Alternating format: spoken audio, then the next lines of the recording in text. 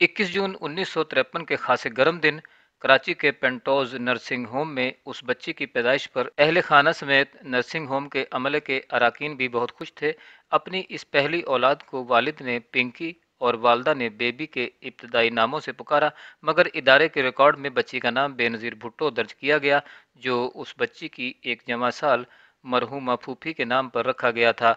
बेनज़ीर भुट्टो के वालिद जुल्फ़कार अली भुट्टो तबक़ा अशराफिया से ताल्लुक़ रखते थे।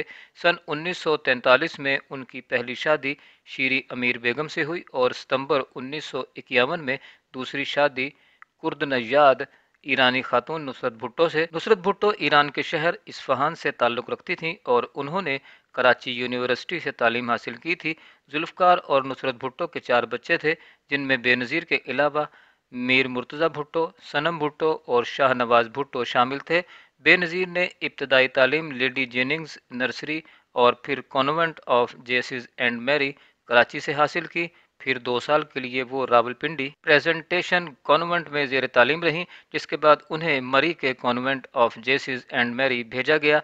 दिसंबर 1968 में 15 बरस की बेनज़ीर भुट्टो ने इम्तियाजी कारकर्दगी से ओ लेवल्स का इम्तिहान पास किया, तो उन्हें अप्रैल 1969 में पॉलिटिकल साइंस की अंडर ग्रेजुएट डिग्री के लिए अमेरिका की हार्वर्ड यूनिवर्सिटी के रेड क्लिफ कॉलेज भेज दिया गया। सन 2016 में अमेरिका से शाया होने वाली ब्रूक एलन की किताब फेवरेट डॉटर के मुताबिक बेनज़ीर की उम्र इस यूनिवर्सिटी में दाखिले के लिए कम थी, मगर बाअसर जुल्फ़कार अली भुट्टो ने कुछ डोरियां हिलाकर बिल आखिर उनका दाखिला यकीनी बनाया और हार्वर्ड यूनिवर्सिटी में मुआशियात के प्रोफेसर और बाद में इंडिया के लिए अमेरिका के सफ़ीर बनने वाले जॉन केंथ गेल ब्रेथ को बेनज़ीर का सरपरस्त मुकर्रर किया गया। बेनज़ीर को अमेरिका में ज़िंदगी खासी मुश्किल लगी और इस किताब के मुताबिक उनकी यूनिवर्सिटी की एक दोस्त का कहना था कि बेनज़ीर ने पहले सेमेस्टर का ज़्यादातर वक्त रोते हुए गुजारा, लेकिन फिर वो हार्वर्ड में अपने हॉस्टल इलियट हाउस की सोशल सेक्रेटरी भी बनी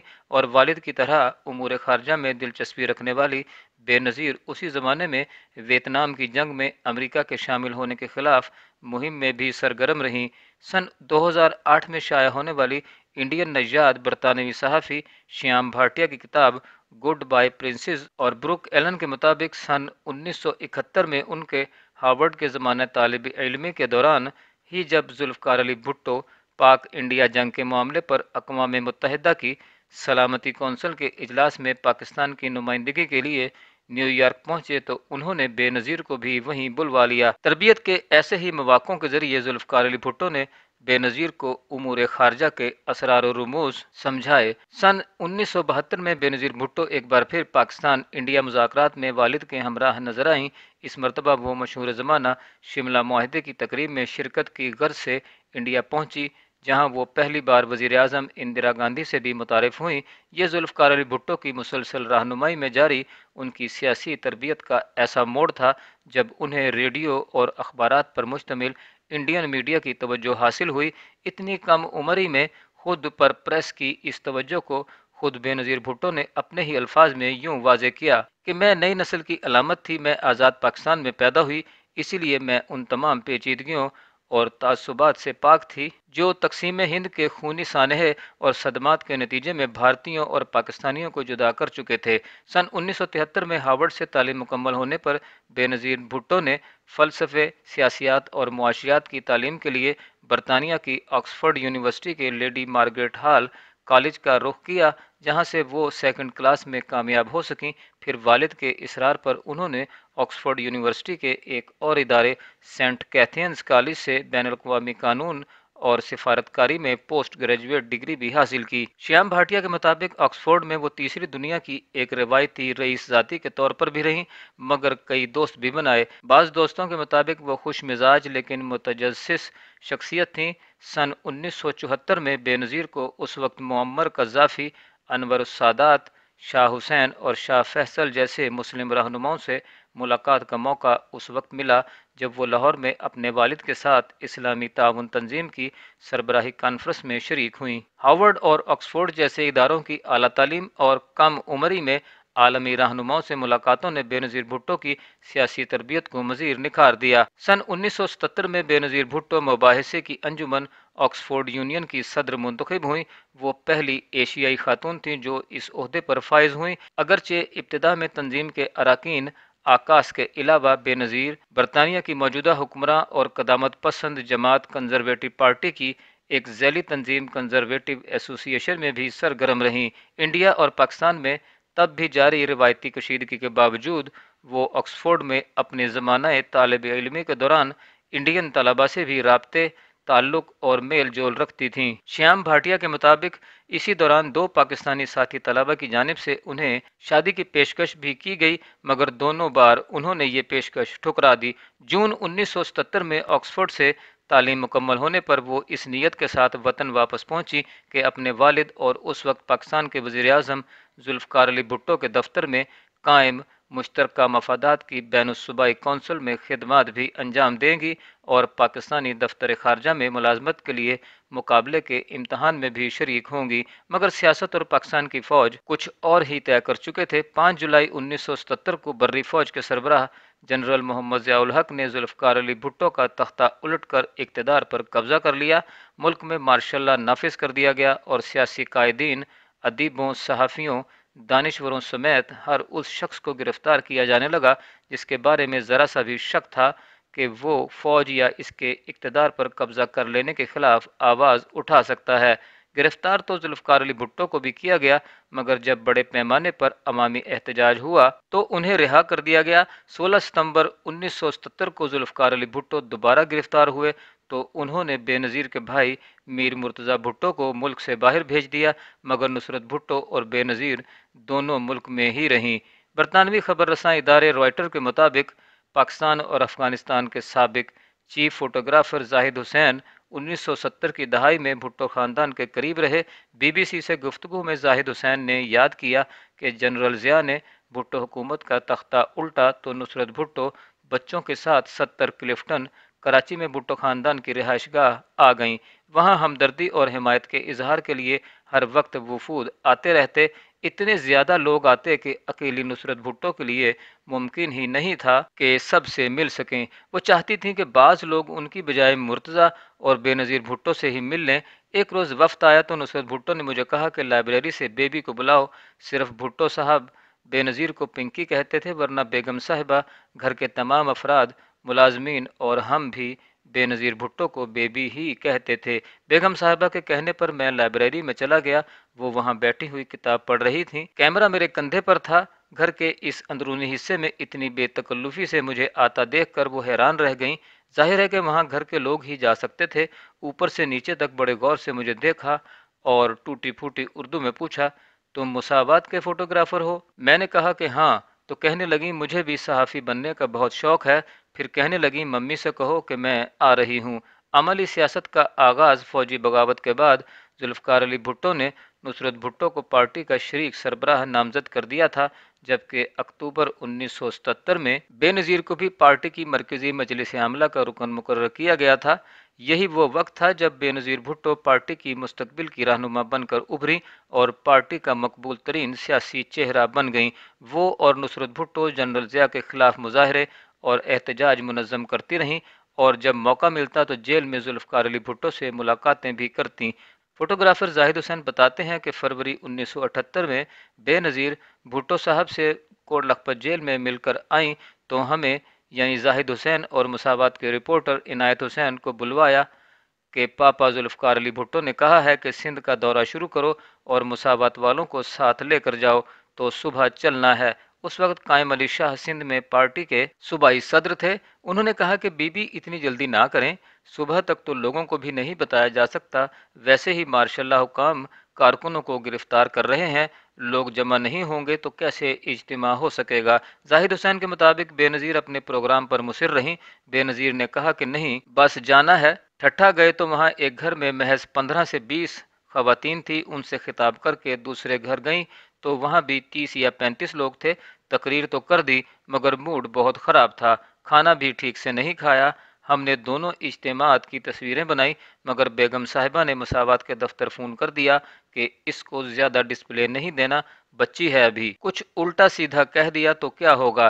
ایڈیٹر خالد علیگ نے بس ایک تصویر لگائی اور خبر بھی بہت چھوٹی سی شائع کی۔ اگلی صبح جب ہم پہنچے تو بیبی بہت غصے میں تھیں، ایک تو گزشتہ روز لوگوں کی کم تعداد اور اب اخبار میں بھی ایک تصویر اور چھوٹی سی خبر۔ جب ہم اندر داخل ہوئے تو قائم علی شاہ بھی کونے میں دب کے بیٹھے تھے۔ جیسے ہی بیبی نے ہمیں دیکھا تو انگریزی میں بڑے کاٹ دار تن سے کہا، ہم سے کہا، کم مائی پرنسز کم، کم سٹ ڈاؤن، آؤ آؤ میرے شہزادو، آؤ بیٹھو۔ وہیں مساوات کا ایک پرچہ رکھا تھا، اسے اٹھایا، تروڑا مروڑا، گولا سا بنایا اور ہم دونوں کی جانب پھینکا۔ کہنے لگیں، یہ ہے تم لوگوں کے نزدیک میری حیثیت۔ ایک تصویر لگائی ہے، وہ بھی 15 بچیاں میرے ساتھ کھڑی ہیں، میں وہاں بچیوں سے ملنے گئی تھی۔ پھر وہ وقت آیا جب فوجی حکومت نے نصرت اور بے نظیر بھٹو کو بھی گرفتار کر لیا اور دونوں مختلف شہروں میں قید یا نظر بند رکھی جاتی رہیں۔ ذوالفقار علی بھٹو پر ان کے سیاسی مخالف احمد رضا قصوری کے والد محمد احمد خان قصوری کے قتل کے الزام میں مقدمہ چلا۔ لاہور ہائی کورٹ نے انہیں پھانسی کی سزا سنائی اور سپریم کورٹ نے یہ سزا برقرار رکھی۔ 4 اپریل 1979 کو ذوالفقار علی بھٹو کو پھانسی دے دی گئی۔ پھانسی سے قبل ذوالفقار علی بھٹو نے نصرت بھٹو اور بے نظیر دونوں کو ملک سے باہر چلے جانے کو کہا، مگر دونوں نے انکار کر دیا۔ اس پھانسی کے بعد بے نظیر اور نصرت بھٹو کو پھر 6 ماہ کے لیے گرفتار کر لیا گیا۔ رہائی ملی تو دونوں کو مزید 6 ماہ کے لیے گھر پر نظر بند کر دیا گیا اور دونوں اپریل 1980 میں رہا ہوئیں۔ اس مشکل ترین عملی سیاست، قید و بند کی مصیبتوں اور ماشاء اللہ کے سخت کڑے ماحول میں اپنوں کے مختلف رویوں اور کرداروں نے بے نظیر بھٹو کی زبردست سیاسی تربیت کے ساتھ ساتھ ان کی شخصیت میں بھی وہ تاثر پیدا کر دیا جسے ان کے حامی اور مخالفین دونوں ان کا کرشمہ قرار دیتے رہے۔ بالآخر دونوں ماں بیٹی فروری 1981 میں کئی سیاسی جماعتوں کے ساتھ تحریک بحالی جمہوریت MRD نامی اتحاد قائم کرنے میں کامیاب ہو گئیں۔ اس وقت کے اخبارات کے جائزے سے پتہ چلتا ہے کہ والد کی گرفتاری کے وقت ملک سے باہر چلے جانے والے بے نظیر کے بھائیوں میر مرتضیٰ اور شاہ نواز بھٹو نے افغانستان میں قیام کے دوران اپنے والد کا تختہ الٹے جانے کا بدلہ لینے کے لیے مبینہ طور پر الذوالفقار نامی تنظیم قائم کی، جس میں پیپلز پارٹی اور اس کی ذیلی طلبہ تنظیم PSF کے اراکین شامل تھے۔ اس تنظیم نے مزاحمت کے لیے مسلح جدوجہد کا راستہ اپنایا اور 2 مارچ 1981 کو PIA کی پشاور جانے والی پرواز PK 326 کو ہائی جیک کرنے کی ذمہ داری قبول کی۔ بے نظیر بھٹو نے اس طیارے کے اغوا کی مذمت کی اور الذوالفقار کی سیاست، حکمت عملی اور طریقہ کار پر پارٹی میں ایک واضح تقسیم نمایاں ہوئی، یہاں تک کہ بے نظیر اور مرتضیٰ بھٹو آمنے سامنے دکھائی دینے لگے۔ طیارے کے اغوا کے بعد مارچ 1981 میں ایک بار پھر بے نظیر اور نصرت بھٹو کو گرفتار کر لیا گیا۔ جولائی 1981 میں کینسر کے مرض کا شکار ہو جانے پر نصرت بھٹو کو تو علاج کی غرض سے بیرون ملک جانے کے لیے رہا کر دیا گیا، مگر بے نظیر قید رہیں۔ وہ سکھر اور کراچی کی جیل میں اسیر رہیں اور بعض اوقات انہیں قید تنہائی میں بھی رکھا گیا۔ قید و بند کی ان صعوبتوں سے ان کی صحت شدید متاثر ہوئی۔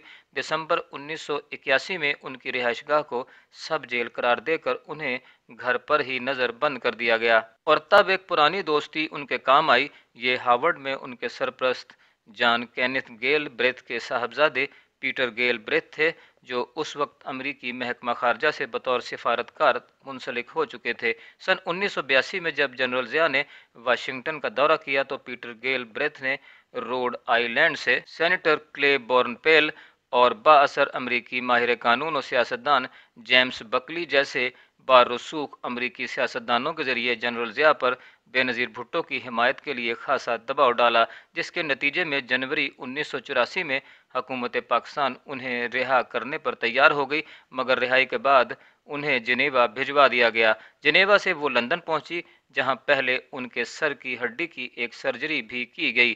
MRD کی تحریک کے دوران بے نظیر اور نصرت بھٹو احتجاجی مظاہرے پر پولیس کے لاٹھی چارج کی وجہ سے زخمی ہوئی تھیں اور غالباً یہ سرجری اسی کا نتیجہ تھی، جس کے بعد بے نظیر باربیکن کے علاقے میں کرائے کے ایک فلیٹ میں رہائش پذیر ہوئیں۔ بروک ایلن کے مطابق جب وہ اس بار برطانیہ پہنچی تو ان پر پے در پے گزرنے والے ذہنی صدمات نے تب تک انہیں ٹراماٹائزڈ یعنی صدمے کی حالت سے دوچار کر دیا تھا۔ وہ اپنے اطراف اچانک پیدا ہونے والی آوازوں پر اچھل پڑتی یا پھر اپنے آس پاس موجود افراد سے اس شک میں پریشان رہا کرتی کہ کوئی ان کی نگرانی تو نہیں کر رہا۔ اس ذہنی کیفیت پر قابو پانے کے لیے انہوں نے دوستوں سے ملاقاتیں، شاپنگ، ڈنر اور سینما جانے کا سلسلہ شروع کیا، جو واقعی مددگار ثابت ہوا۔ لندن میں اس قیام کے دوران بے نظیر کی رہائش گاہ پارٹی کے جلا وطن اراکین کے لیے صدر دفتر بن گئی، جو سیاسی مخالفین کے خلاف جاری جنرل ضیاء حکومت کے جبر سے دنیا بھر کو آگاہ رکھتے تھے۔ وہ پیپلز پارٹی میں مرکزی حیثیت بھی اختیار کر گئیں، مگر اب بھی انہیں پارٹی کا بلا شرکت غیر سربراہ مان لیے جانے میں دو رکاوٹیں حائل تھیں۔ ایک، پارٹی میں ذوالفقار علی بھٹو کے ساتھیوں یعنی انکلز کے یہ خدشات کہ پیپلز پارٹی بھٹو خاندان کی جاگیر بن جائے گی، اور دوسرا، خود ان کے اپنے سگے بھائی میر مرتضیٰ بھٹو، جن کا خیال تھا کہ ذوالفقار علی بھٹو کے اصل سیاسی وارث بے نظیر نہیں بلکہ وہ خود ہیں۔ پیپلز پارٹی کے سینئر رہنما فرحت اللہ بابر کہتے ہیں کہ بے نظیر بہت ذہین تھیں اور یہ بات ذوالفقار علی بھٹو کو بھی معلوم تھی۔ بھٹو صاحب نے ان کی تربیت کی تھی اور انہیں ہی اپنا سیاسی جانشین سمجھتے تھے۔ سندھ کے روایتی معاشرے میں رہتے ہوئے بھی کم عمری میں پڑھنے کے لیے انہیں باہر بھیجا اور ان کا کرشمہ بھانپ لیا تھا۔ بھٹو بیٹے اور بیٹی میں فرق نہیں کرتے تھے اور بے نظیر نے بھی ثابت کیا کہ وہ ہی اس کی اہل تھیں۔ بے نظیر کو لندن پہنچے 1.5 برس سے بھی کم کا عرصہ گزرا تھا کہ انہیں اپنے 27 سالہ بھائی شاہ نواز بھٹو کی موت کا صدمہ سہنا پڑا۔ 27 سالہ شاہ نواز بھٹو جولائی 1985 میں فرانس کے شہر وینس میں واقع اپنے فلیٹ میں انتہائی پر اسرار حالات میں مردہ پائے گئے تھے۔ حیرت انگیز طور پر جنرل ضیاء کی حکومت نے بے نظیر بھٹو کو شاہ نواز بھٹو کی میت پاکستان لا کر دفن کرنے کی اجازت دے دی اور وہ بھائی کی تدفین کے لیے اگست میں پاکستان پہنچی، مگر گڑھی خدا بخش میں اس تدفین کے فوراً بعد ہی انہیں پھر گرفتار کر کے کراچی میں ان کے گھر پر نظر بند کر دیا گیا۔ نومبر 1985 میں رہائی ملنے پر وہ پھر یورپ روانہ ہو گئیں۔ 30 دسمبر 1985 کو جب جنرل ضیاء نے مارشل لاء کے خاتمے کا اعلان کیا تو تب ہی بے نظیر بھٹو نے بھی وطن واپسی کا فیصلہ بھی کیا، لیکن پارٹی کے بعض ارکان کا موقف تھا کہ بے نظیر بھٹو نے اقتدار کو فوقیت دیتے ہوئے ذوالفقار علی بھٹو کی سیاسی روش ترک کر کے پاکستان کی طاقتور فوج اور ریاست کے فیصلہ سازوں یعنی اسٹیبلشمنٹ سے سمجھوتا کر لیا ہے۔ خود ان کے بھائی مرتضیٰ بھٹو کا موقف بھی یہی رہا۔ بے نظیر بھٹو سیاسی عمل کا حصہ بننے کے لیے 10 اپریل 1986 کو وطن واپس پہنچی تو لاہور میں ان کا شاندار اور تاریخی استقبال کیا گیا، جس میں لاکھوں افراد شریک ہوئے۔ اس فقید المثال استقبال اور شاندار سیاسی کامیابی کے بعد بے نظیر نے ملک بھر کے طوفانی دورے کیے اور زبردست سیاسی حمایت سمیٹی، مگر انہیں ایک بار پھر گرفتار کر کے کراچی کی لانڈھی جیل میں قید کر دیا گیا۔ رہائی ملی تو انہوں نے سیاسی سرگرمیوں کا آغاز تو کیا ہی، مگر ساتھ ساتھ 18 دسمبر 1987 کو آصف علی زرداری سے شادی کر کے ایک نئی زندگی کا آغاز بھی کر دیا۔ ان پر لکھی گئی کتابوں کے مطابق یہ ارینجڈ میرج تھی اور آصف زرداری نصرت بھٹو کا انتخاب تھے۔ اس دوران پاکستان میں غیر جماعتی انتخابات کے نتیجے میں محمد خان جونیجو وزیر اعظم منتخب ہوئے، مگر 29 مئی 1988 کو جنرل ضیاء نے سانحہ اوجڑی کیمپ کے تناظر میں محمد خان جونیجو کی حکومت کو قومی اور صوبائی اسمبلیوں سمیت تحلیل کر دیا۔ اخبارات کے مطابق جنرل ضیاء کو یہ اطلاع بھی مل چکی تھی کہ بے نظیر اب حاملہ ہیں، اور یہی سوچ کر انتخابات نومبر 1988 میں منعقد کروانے کا اعلان کیا گیا کہ اس وقت بے نظیر بھٹو حمل کے بالکل آخری دنوں میں ہوں گی اور ان انتخابات میں زیادہ متحرک نہیں رہ سکیں گی۔ شیام بھاٹیہ کے مطابق جنرل ضیاء نہیں چاہتے تھے کہ بے نظیر انتخابات میں کامیابی حاصل کر کے اقتدار کے ایوانوں تک پہنچے، مگر خود جنرل ضیاء 17 اگست 1988 کو بہاولپور کے قریب ایک فضائی حادثے میں ہلاک ہو گئے، اور اس حادثے کے بعد پاکستان کی سپریم کورٹ نے فیصلہ کیا کہ نومبر کے انتخابات جماعتی بنیادوں پر ہوں گے۔ 21 ستمبر 1988 کو بے نظیر بھٹو کی اولین اولاد اور پارٹی کے موجودہ شریک چیئرمین بلاول بھٹو زرداری کی ولادت سے پہلے کئی مہینوں کی حاملہ بے نظیر کی قیادت میں پیپلز پارٹی نے بھرپور انتخابی مہم چلائی، جو بلاول بھٹو کی ولادت کے بعد بھی جاری رہی۔ عالمی شہرت یافتہ صحافی اور مصنفہ کرسٹینا لیمب کی کتاب ویٹنگ فار اللہ کے مطابق اگرچہ بے نظیر نے MRD से अलग होकर पीपल्स पार्टी की इंतखाबी मुहिम चलाई और मुआशी नज़रिए फ्री मार्केट के हक में पीपल्स पार्टी के रिवायती इस्लामी सोशलिज्म पर मबनी नज़रिए से इनहराफ करते हुए बरतानवी वज़ीर आज़म मार्गरेट थेचर का नज़रिया थेचरिज्म अपनाने की सही भी की, मगर पार्टी की मकबूलियत का ये आलम था कि पीपल्स पार्टी को ज़बरदस्त कामयाबी की तवक्को के तहत 18,000 से ज़ायद इंतखाबी उम्मीदवारों की दरखास्तें मौसूल हुई। श्याम भाटिया के मुताबिक जनरल ज़िया के ख्यालात और मुतारिफ करदा इस्लामी निज़ाम के हामियों ने पीपल्स पार्टी के खिलाफ नवाज शरीफ की क़यादत में बड़ा सियासी इत्तेहाद इस्लामी जमहूरी इत्तेहाद यानी IJI भी तश्कील दिया। श्याम भाटिया के मुताबिक ISI के उस वक्त के सरबराह जनरल हमीद गुल की क़यादत में पाकिस्तानी इस्टेब्लिशमेंट ने बेनज़ीर मुखालिफ इस सियासी इत्तेहाद को माली मदद और मुआवनत भी फराहम की, मगर इन तमाम तर मुश्किलात और वजूहात के बावजूद भी बेनज़ीर भुट्टो 16 दिसंबर 1988 को होने वाले इंतखाबात के नतीजे में पाकिस्तान की पहली खातून वज़ीर आज़म मुंतखब हो ही गई। 2 दिसंबर 1988 को बेनज़ीर ने पहली बार पाकिस्तान की वज़ीर आज़म के तौर पर अपने ओहदे का हल्फ उठाया। ब्रूक एलन के मुताबिक वो पाकिस्तान के रोशन ख्याल हलकों के लिए उम्मीद की किरण थी, और यही बात पाकिस्तान के मुमताज़ सहाफ़ी और दानिश्वर गाजी सलाहुद्दीन भी कहते हैं। BBC से गुफ्तगू में गाजी सलाहुद्दीन ने कहा कि उस दिन पहली बार ये उम्मीद पैदा हुई कि अब पाकिस्तान रोशन ख्याली, तरक्की और कामयाबी के रास्ते पर चल निकलेगा। गाजी सलाहुद्दीन तो बेनज़ीर को रोशन ख्याल पाकिस्तान की अलामत कहते हैं, मगर अमरीका और बरतानिया से तालीम याफ्ता बेनज़ीर भुट्टो को औलिया कराम के मज़ारों और दरबारों पर बाकायदगी से हाज़िरियाँ देने पर उनके बाज़ नाकदीन तोहम परस्त भी कहा करते थे। फरहतुल्लाह बाबर कहते हैं कि बेनज़ीर भी आम ख़वातीन की तरह औलिया अल्लाह के मज़ारों और दरबारों पर बाकायदगी से हाज़िरी देती थीं। ये दिखावा या सियासी शोबदाबाजी नहीं थी, वो बड़ी अकीदत व एहतराम के साथ इन मज़ारों और दरबारों पर हाज़िरी देती थीं। उनके मुताबिक बेनज़ीर ने मन्नत मानी थी कि अगर आसिफ जरदारी रिहा हो जाएं तो वो अजमेर में दरगाह पर हाज़िरी देंगी, और वो गईं भी। फरहतुल्लाह बाबर ने एक वाक़या भी सुनाया। उनके मुताबिक एक इल्मुल आदाद मुस्तफ़ा शाह से मेरा बहुत पुराना ताल्लुक़ था।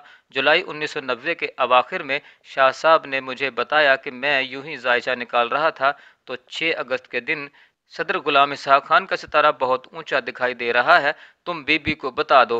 गालिबन 28 या फिर 29 जुलाई को जब मेरी मोहतरमा से मुलाकात हुई तो मैंने उनसे जिक्र कर दिया कि एक आलम ने ऐसी तंबीह की है, तो बीबी ने बड़ी हैरत से पूछा, रियली? और फिर 6 अगस्त को गुलाम इसहाक खान ने बेनज़ीर भुट्टो की पहली हुकूमत बरतरफ कर दी। मोहतरमा ने, जो मुझे फरहतुल्लाह बाबर की बजाय FB कहती थी, बतौर ख़ास मुझसे पूछा, FB वो कौन था जिसने तुम्हें पहले ही खबरदार कर दिया था कि कुछ बदशगुनी होने वाली है? अब जाकर उससे पूछो कि मेरे लिए आगे क्या है और क्या होने वाला है। अब फरहतुल्लाह बाबर ने बताया कि जब मेरी दोबारा शाह साहब से मुलाकात हुई तो मैंने उन्हें बीबी के रद्द-ए-अमल के बारे में बताया। शाह साहब ने मुझे उनके लिए इमाम जामिन भी देना चाहा। मैंने बीबी को बताया कि शाह साहब तो आपके लिए इमाम जामिन दे रहे थे, मुझे नहीं मालूम कि आप यकीन रखती हैं या नहीं। तो उन्होंने आस्तीन चढ़ाकर मुझे दिखाया कि मेरे हाथ पर तो पहले ही इमाम जामिन बंधा हुआ है। ताहम फ़ोटो जर्नलिस्ट जाहिद हुसैन की गुफ्तगू से पता चलता है कि इब्तदाई उम्र में बेनज़ीर मजहब की जानिब ज़्यादा झुकाव नहीं रखती थी। फरहतुल्लाह बाबर के मुताबिक बेनज़ीर भुट्टो इंतहाई खुदा तरस और खुश अखलाक इंसान थी। उनके मुताबिक जब जनरल ज़ियाउल हक की अहलिया की वफ़ात हुई तो वो वज़ीर आज़म थी और उन्होंने अपने मिलिट्री सेक्रेटरी से कहा कि जनरल ज़ियाउल हक के साहबजादे एजाज़ुल हक से रब्ता करो, अगर उनको किसी चीज़ की ज़रूरत है या कोई काम है तो पूछ लो। सिवाय फैसल मस्जिद के जनरल ज़िया का ख़ानदान किसी भी ख़ास मकाम पर दफनाना चाहे तो भी पूछ लो। फरहतुल्लाह बाबर कहते हैं कि अपने बाप का तख्ता उलट कर फांसी तक पहुंचाने वाले से ऐसा सलूक करने के लिए बहुत दमखम चाहिए। फरहतुल्लाह बाबर का कहना था कि वो गरीब परवर इंसान थी, आम कारकुन तक उनके करीब पहुंच सकते थे। कोई उन तक पहुंच जाता तो फटे पुराने कपड़े पहने खवातीन को भी गले लगाकर मिलती थीं, और ये भी दिखावा नहीं था, वो दिल की गहराई से लोगों से मिलती थीं। जब आप दिखावा या अदाकारी करते हैं तो पता चल जाता है। उनका कहना था कि ऐसा भी नहीं था कि बीबी अपनी शख्सियत का ख्याल नहीं रखती थी। बतौर तर्जुमान जब मैं उनकी तकरीर रोमन में लिख कर देता तो बहुत गौर व फिक्र करती, एक एक लफ्ज़, एक एक जुमला, तसलसल, रवानी, हर चीज़ पहले होमवर्क करती थी। एक बार मेरी लिखी हुई तकरीर में एक लफ्ज़ आया ताहम, जो उन्हें मुश्किल लगा होगा। कुछ देर तो तैयारी की कोशिश की, मगर फिर एक वक्त आया कि वो चिढ़ गईं, तो गुस्से से खड़ी हो गईं और इसी गुस्से में मुझसे कहा, एफबी व्हाट इज़ दिस, ताहम, ताहम। फिर उन्होंने कागजात फेंक दिए जो मैंने उठा लिए, और वो शदीद बेजारी के आलम में ये कहते हुए चली गईं कि अब मेरे पास वक्त नहीं है, अब मैं नहीं कर सकती ये ताहम ताहम। मैंने वो कागजात उठा लिए और चला आया। शाम को उन्होंने मुझे घर पर चांदी का प्याला तोहफे में भिजवाया और एक नोट भी अपनी एक तस्वीर पर ऑटोग्राफ के साथ मेरे लिए भेजा। गुस्सा करती थी तो उसका मदावा भी करती थीं। फरहतुल्लाह बाबर के मुताबिक बेनज़ीर ख़वातीन और निजी ज़िंदगी के एहतराम की बहुत कायल थीं। एक बार किसी ने सबके सामने उन्हें बताया कि एक शख्स उनके बारे में गलत बात खासे नाशाइस्ता अंदाज में फैला रहा है, तो महफिल में मौजूद एक शख्स ने बीबी से कहा कि जो शख्स बदतमीज़ी कर रहा है उसकी हमारे पास वीडियोज़ हैं। वीडियोज़ वाली बात उन्होंने 3 बार कही। पहली और दूसरी दफ़ा तो बीबी खामोश रहीं, मगर तीसरी बात वीडियोज़ की बात करने वाले को ज़ोर से डांट दिया और कहा, क्या तुम चाहते हो कि कोई तुम्हारे बेडरूम में दाखिल हो? क्या तुम्हें अच्छा लगेगा? मगर उनके नाकदीन ये सवाल भी उठाते हैं कि अगर वो खुदा तरस थीं तो भाई और माँ से पार्टी क्यों छीन ली। सितंबर 1977 में जलावतनी इख्तियार कर लेने वाले मीर मुर्तज़ा भुट्टो बहन के पहले दौरे हुकूमत में भी वापस नहीं आए। पाकिस्तानी हुकाम इल्ज़ाम लगाते रहे कि मीर मुर्तज़ा PIA के तैयारे के अगवा समेत दहशत गर्दी की सरगर्मियों में मुलविस रहे हैं। दूसरी तरफ मीर मुर्तज़ा और बेनज़ीर में सियासी विरासत की कशमकश भी पूरी शिद्दत से जारी रही। मुर्तज़ा भुट्टो बेनज़ीर और आसिफ जरदारी पर पार्टी नज़रिए से इनहिराफ के साथ साथ बदअनवानी के इल्ज़ामात भी आयद करते रहे। बदअनवानी और अकरबा परवरी के ऐसे ही इल्ज़ामात की बिना पर सदर गुलाम इसहाक खान ने 6 अगस्त 1990 को उनकी हुकूमत को बर्खास्त भी कर दिया। लेकिन बेनज़ीर भुट्टो 8 अक्टूबर 1993 के इंतखाबात में दोबारा पाकिस्तान की वज़ीर आज़म बनी। 18 अक्टूबर 1993 को जब मुर्तज़ा भुट्टो PS 31 लाड़काना के अपने आबाई हल्के से सूबाई असम्बली की नशस्त पर रुकन सिंध कौमी असम्बली मुंतखब होकर वतन वापस पहुँचे तो दहशत गर्दी के इल्ज़ामात के तहत उन्हें गिरफ्तार कर लिया गया। रिहा हुए तो बहन के मुकाबले में अपनी सियासी कुव्वत मुजतमा करने की कोशिश में मुर्तज़ा भुट्टो बेनज़ीर और आसिफ जरदारी पर खुलेआम तनकीद करते थे। प्रेस कॉन्फ्रेंस हो या जलसे जुलूस, मीर मुर्तज़ा बेनज़ीर की पॉलिसियों, तर्ज सियासत और मुबैना बदउनवानियों पर कड़ी नुक्ताचीनी करने से कभी नहीं चूके। तब ही पार्टी के सख्त गिर नासिर में यह सोच परवान चढ़ी कि दरअसल मीर मुर्तज़ा ही को जुल्फ़कार भुट्टो का सियासी जानशीन होना चाहिए। ये अंदरूनी सियासी कशमकश इतनी शदीद हो गई कि बिल आखिर खुद नुसरत भुट्टो ने भी अपना वज़न मुर्तज़ा भुट्टो के पलड़े में डाल दिया और बेनज़ीर की बजाय मुर्तज़ा भुट्टो का साथ देती रहीं। पार्टी की इसी अंदरूनी कशमकश के नतीजे में 10 जनवरी 1994 को बेनज़ीर बिल आखिर अपनी वालिदा को ओहदे से हटाते हुए खुद पार्टी की सरबराह मुंतखब होने में कामयाब तो हो गईं, लेकिन भुट्टो ख़ानदान के दरमियान माँ, बहन और भाई की ये सियासी कशमकश मुर्तज़ा भुट्टो की मौत तक जारी रही। फरहतुल्लाह बाबर कहते हैं कि इसमें कोई शक नहीं कि 100% दुरुस्त है कि नुसरत भुट्टो का रुझान, वज़न और पसंद सब कुछ मीर मुर्तज़ा भुट्टो की जानिब था। मगर जब नुसरत भुट्टो को अल्ज़ाइमर यानी भूल जाने के मर्ज़ की वजह से याददाश्त का मसला हुआ तो पार्टी में सवाल उठा कि अगर हालत ज़्यादा ख़राब हुई तो क्या होगा। लिहाजा कुछ एतराज़ करने वाले लोगों की तजवीज़ पर बीबी चेयरपर्सन बनी थी। बाज़ लोगों को इस पर कोई एतराज़ नहीं था कि मीर मुर्तज़ा पार्टी के सरबराह बन जाएं, मगर बाज़ लोगों को एतराज़ भी था, इसलिए ये पेशरफ्त हुई। मीर मुर्तज़ा भुट्टो पर जनरल ज़िया के ज़माने में जो एतराज़ात किए गए थे उन्हें ख़त्म करने में वक्त लगता, इसलिए बीबी चेयरपर्सन बन गईं। फरहतुल्लाह बाबर ने यह दावा भी किया कि आखिरी ज़माने में मीर मुर्तज़ा भुट्टो भी बेनज़ीर के करीब आने लगे थे और वो इस पर बहुत खुश थीं। मुर्तज़ा भुट्टो एक बच्चे की सालगिरह पर वज़ीर आज़म हाउस आए। जब वो वापस जाने लगे तो बीबी खुद उन्हें रुखसत करने बाहर गईं। जब वो चले गए तो बीबी बहुत खुश थीं। वैसे तो मुझे FB कहती थीं, मगर इस दिन उन्होंने जज्बात में मेरा पूरा नाम लिया और बोली, ओह Farhatullah, I am absolutely dilated. Farhatullah, आज मैं बहुत ज़्यादा खुश हूँ। तुम यकीन करोगे कि मीर मुर्तज़ा भुट्टो मेरे घर आया, हमने इतनी अच्छी शाम गुजारी, फिर उन्होंने अपने हाथ उठाए और दुआ की کہ کوئی نظر بد نہ لگ جائے۔ فرحت اللہ بابر کے مطابق بے نظیر اپنے خاندان، والدین اور بھائیوں سے شدید محبت کرتی تھیں، اور جب مرتضیٰ بھٹو کے قتل کا واقعہ ہوا تو پاکستان کی وزیر اعظم ہوتے ہوئے اس حالت میں ہسپتال پہنچی کہ ایک پیر میں چپل اور سر پہ دوپٹہ نہیں تھا۔ نصرت بھٹو بھی جب الزائمر کی وجہ سے ایک بار انہیں پہچان نہیں پائیں تو وہ بے حد ملول ہوئیں۔ بی بی نے تو اپنی والدہ کی یادداشت ریکارڈ کروانے کا کام بھی میرے سپرد کیا کہ ایف بی تم وقت نکالو، ان سے سب پوچھو، کھانے پر، چائے پر وقت گزارو اور ان کی یادداشت ریکارڈ کر لو۔ جب کبھی وہ ذوالفقار علی بھٹو کو یاد کرتی تھیں تو بھی ان کی آنکھیں نم ہو جاتی تھیں۔